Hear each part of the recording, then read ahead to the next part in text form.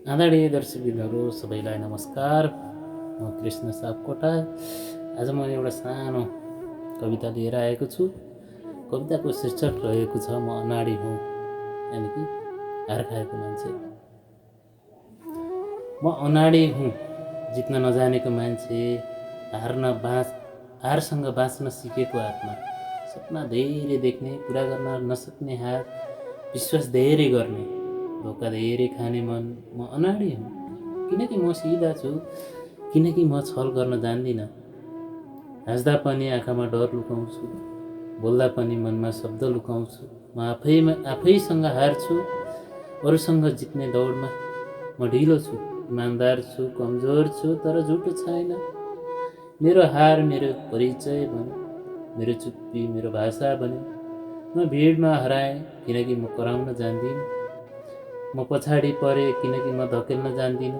म रोएँ तर कसैलाई देखाइन। अनाडी हुनु गल्ती होइन, तर अनाडीलाई संसारले गल्ती ठान्छ। म बारम्बार लडेँ, बारम्बार उठेँ, बारम्बार हारेँ, तर कहिल्यै खराब बनेन। म सधैँ म नै रहेँ।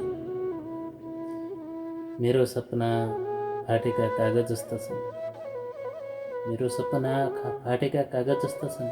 अक्षर छन् तर भविष्य छैन। म आशा राख्छु निराशाको बिचमा, म उज्यालो खोज्छु अँध्यारोको बिचमा। म बाँच्छु थाकेको शरीर लिएर। म अनाडी तालीको लायक छैन, तर सहनशील छु। मैले हारेँ किनकि मैले विश्वास गरेँ। मैले बुझेँ संसार चलाकको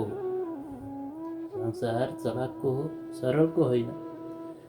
म सरल भएँ त्यसैले हारेँ, म मौन भएँ त्यसैले हराएँ, म साँचो भएँ त्यसैले चोट पाएँ। तर म बदलिएन, म अझै पनि मनै छु। मेरो मन थाकेको छ तर मरेको छैन। मेरो आत्मा घाइते छ तर झुकेको छैन। म अनाडी जीवनको विद्यार्थी हुँ। हार मेरो गुरु हो। मैले सिकेँ आँसुबाट, मौनबाट, अपमानबाट, प्रतीक्षाबाट, एक्लोपनबाट। मैले सिकेँ चुपचाप बलियो हुन, कराएर होइन। संसारले हँसायो म माथि, मैले सहेँ किनकि म लड्न थाकेको थिएँ। मैले मौन रोजेँ किनकि शब्दले धोका दिएका थिए। म अनाडी तर संवेदनशील छु। यही नै मेरो अपराध हो।